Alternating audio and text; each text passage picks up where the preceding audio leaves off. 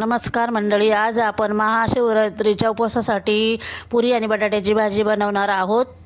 Video लास्टपर्यंत बघा. एक वाटी साबुदाणा घ्यायचा, ठेवली त्याच्यामध्ये लो टू मिडियम फ्लेवर साबुदाणा 5 मिनिटं फ्राय करून घ्यायचा. साबुदाणा पूर्णपणे थंड झाला की मिक्सरच्या भांड्यामध्ये टाकायचा आणि बारीक पिसून घ्यायचा. असं बारीक पीठ तयार झालं पाहिजे. साबुदाण्याचं पीठ चाळणीत घ्यायचं, व्यवस्थित चाळून घ्यायचं. आता आपण पीठ व्यवस्थित चाळणीने चाळून घेतलेलं आहे. बटाटा आपल्याला खूप जास्त घालायचा नाहीये, जेवढं साबुदाण्याचं पीठ आहे त्यापेक्षा कमी घातला तरी चालेल. नंतर आपण इथे हिरवी मिरची घातलेली आहे. आता आपण चवीनुसार मीठ टाकलेलं आहे.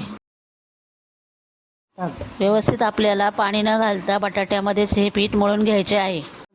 पिठामध्ये 2 चमचे तेल टाकायचं. बटाट्यामध्ये मॉइश्चर असल्यामुळे पीठ पातळ होण्याची शक्यता असते. पीठ व्यवस्थित मळून घ्यायचं. मळलेलं पीठ 5 मिनिटासाठी बाजूला ठेवून द्यायचं. आता आपण बटाट्याची भाजी बनवणार आहोत. कढईमध्ये तेल टाकून घ्यायचं. तेल गरम झालं की त्याच्यामध्ये मिरची टाकून घ्यायची. मिरची चांगली फ्राय करून घ्यायची. मिरची चांगली फ्राय झाल्यानंतर त्याच्यामध्ये बटाटा टाकायचा. बटाटा चांगला फ्राय करून घ्यायचा. 5 मिनिटं बटाटा चांगला फ्राय करून घ्यायचा. बटाटा फ्राय झाल्यानंतर चवीनुसार मीठ टाकून घ्यायचे. नंतर शेंगदाण्याचा कूट टाकायचा.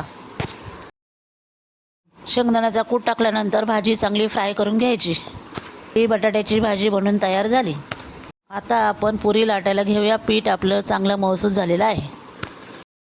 पुरी लाटल्यानंतर वाटीने कापून घ्यायची. वाटीने कापल्यामुळे आपली पुरी छान गोल दिसते. पद्धतीने सर्व पुऱ्या लाटून घ्यायच्या. आता आपण पुऱ्या तळून घेऊया. तेल जास्त गरम नसावे, नाहीतर पुरी लगेच काळी होते.